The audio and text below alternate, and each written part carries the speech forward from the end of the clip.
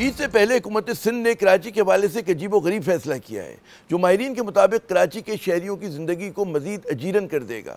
इस मुतनाज़ा फैसले के तहत सिंध बिल्डिंग कंट्रोल अथॉरिटी ने रिहायशी प्लाटों को कारोबारी और तफरी मकासद के लिए इस्तेमाल करने की इजाज़त दे दी है।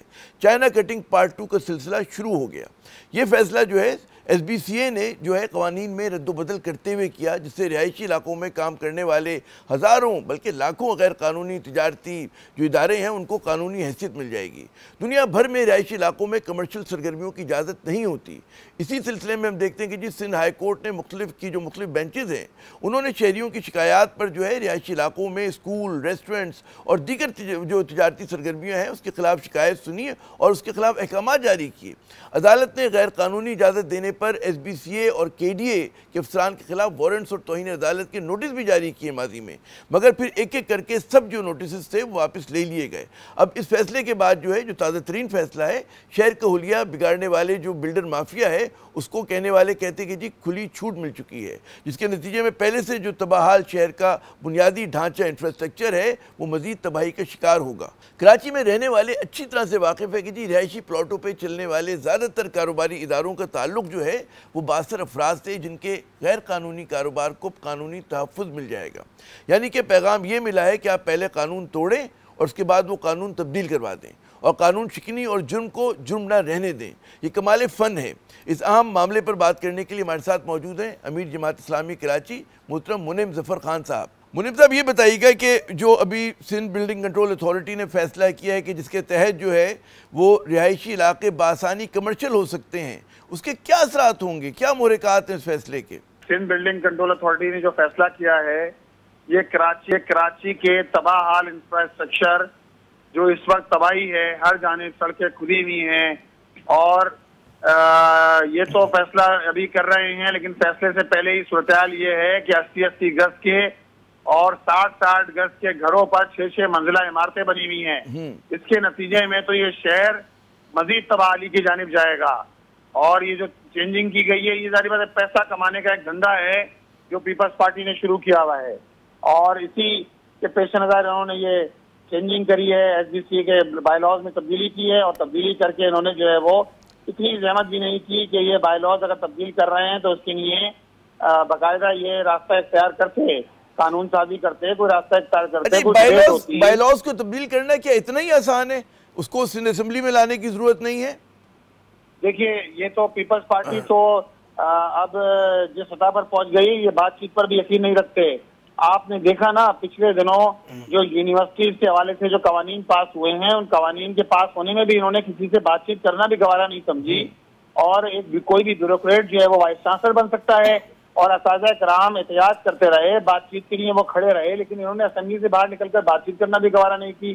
तो ये तो सूरत हाल है CM मुराद अली शाह साहब और सूबाई असेंबली हुकूमत सिंध की कि वो अब बातचीत डायलॉग पर भी यकीन नहीं रखते। ये इनकी जमहूरियत है, ये इनकी जमहूरियत है, जमहूरी इनके रवैये हैं कि जो बातचीत भी नहीं करते। मतलब ये बताइएगा जो चीज़ समझ से बालातर है, ज़ाहिर उनके वज़ीर बल्दियात सईद गनी साहब कराची से ताल्लुक़ है, मेयर का ताल्लुक़ कराची से, मुराद अली शाह साहब का मैं कहता हूँ कराची से ताल्लुक़ है, उसी तरह आप देखें मतलब बिलावल भुट्टो भी कराची से ही ताल्लुक़ रखते हैं। तो कराची के लिए जो मैं माहिरीन से बात कर रहा हूँ कह रहे जी ज़िंदगी शहरियों की मज़ीद अजीरन हो जाएगी, तो उनको समझ में नहीं आ रही थी सामने की बात। असल में बात ये है कि ये जो हजरात है ना इनका माइंड सेट ये लेबल मुर्तज़ा का माशाल्लाह इनको सामने फेस पे रख दिया है पीपल्स पार्टी ने, लेकिन ये सारा माइंडसेट जो प्रिवेल करता है पीपल्स पार्टी का वो वडेराना है, वो जागीरदाराना माइंडसेट है, उसमें नो कहीं नहीं है। उसमें बस आप कर दें और करने के बाद आप सबको समझें कि ये आपके हारी हैं, ये बिल्कुल ऐसे हैं कि दूसरे दर्जे के शहरी हैं, ये कोई बात नहीं कर सकते। तो इस वक्त तो सूरत-ए-हाल यही लग रही है कि पीपल्स पार्टी उस जागीरदाराना और वडेराना माइंडसेट के तहत कराची को सोने की चिड़िया इन्होंने समझ रखा है और इस पूरे अमल के जरिए जो ये काम कर रहे हैं इसके नतीजे के अंदर तबाह शहर मजीद तबाही की जानिब आगे बढ़ेगा। ये आपके ख्याल में क्या मुहरक़ात थे कि वो इस किस्म का फैसला करने पे मजबूर हुए? क्या ऐसे मतलब है कि लोगों ने बहुत ज़्यादा इसको फ्लाउट किया हुआ था, मतलब लोगों ने बनाए हुए थे बगैर परमिशन के कमर्शियल मतलब प्रॉपर्टीज बनाई हुई थी, किसी ने रेस्टोरेंट खोला हुआ है, किसी ने दुकान खोली हुई है।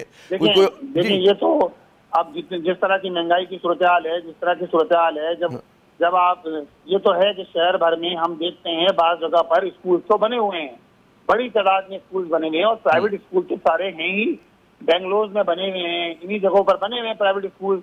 जब सरकार लोग तालीम नहीं देगी तो लोग इसी तरह बेंगलोर में खोल लेंगे, स्कूल खोल लेंगे।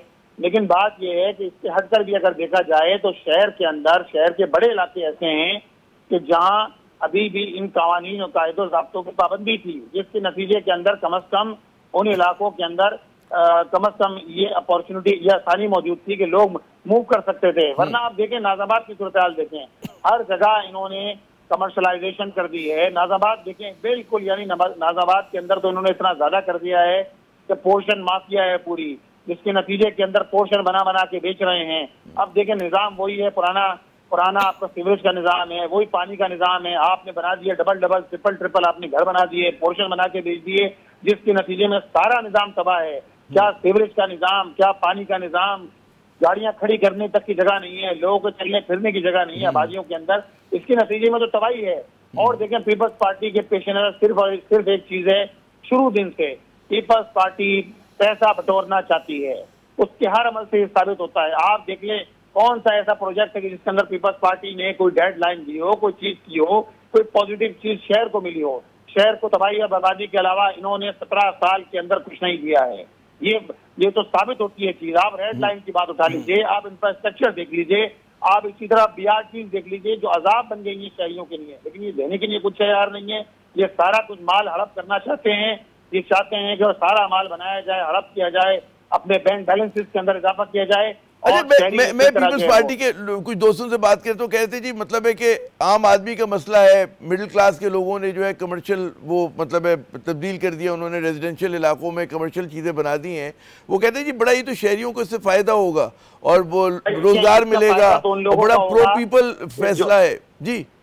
देखें इसका फायदा तो उन हजरात को होगा कि जो ऑलरेडी एक पूरी माफिया है, जो माफिया मुख्तलिफ इलाकों के अंदर पोर्शन माफिया के नाम से मशहूर है, जो पोर्शन बना बना के सेल कर रहे हैं, जिनके रास्ते में अगर अहले इलाका खड़े भी होते हैं। मैं PCHS की मिसाल देता हूँ।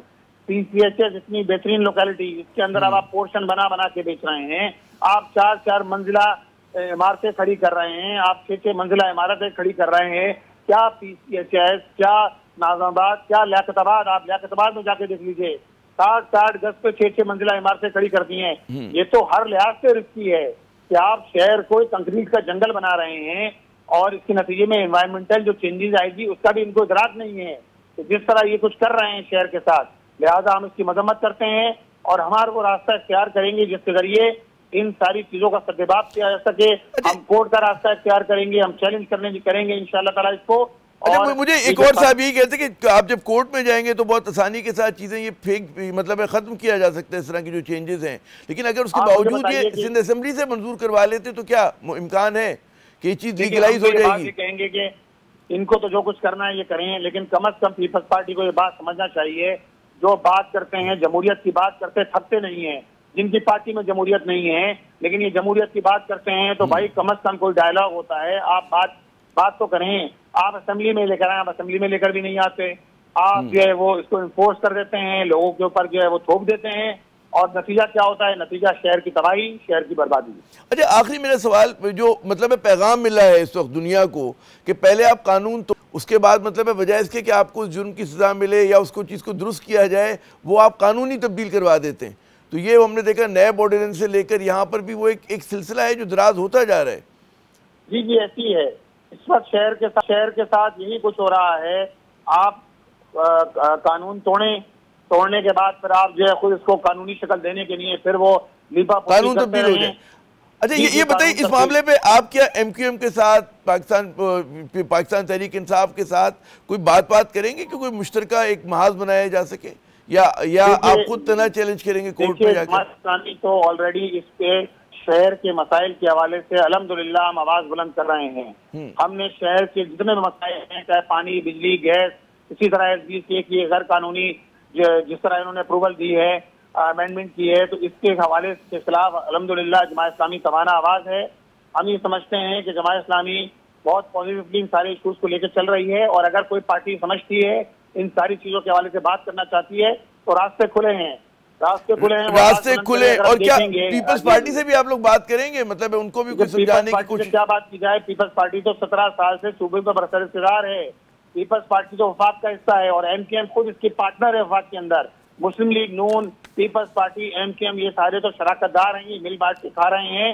लिहाजा इन लोगों से क्या बात की जाएगी? इनके खिलाफ तो हम जो मज़ाहमत कर रहे हैं, जो जदोजहद कर रहे हैं, इसको तेज करने की जरूरत है अवाम उन्नास को साथ मिलाकर। बहुत बहुत शुक्रिया मुनिम साहब, आपने अपना कीमती वक्त दिया। नाज़रीन, आपके लोगों की जो शिकायतें कराची के हवाले से वो सिंध हुकूमत से, शहरी हुकूमत से बढ़ती जा रही हैं। यकीनन हम कोशिश करेंगे कि अगले प्रोग्राम में किसी और मतलब जल्दी जो है पाकिस्तान पीपल्स पार्टी के भी कोई सीनियर रहनुमा हो, वो हमें समझा सके कि आखिर मतलब है वो कहते हैं ना कि मेथड टू मैडनेस है क्या, क्या वजह है कि मतलब जो सामने के माहिरीन होते हैं, उनके हिज़्ब इख्तिलाफ की जमातें, सबको एक शिकायत है कि लोगों को इत्मीनान में नहीं लिया जा रहा और कराची के हवाले से वो फैसले हो रहे हैं कि जो कि कराची के अवाम को तंग कर रहे हैं, उनको उनकी तकालीफ में इजाफा कर रहे हैं।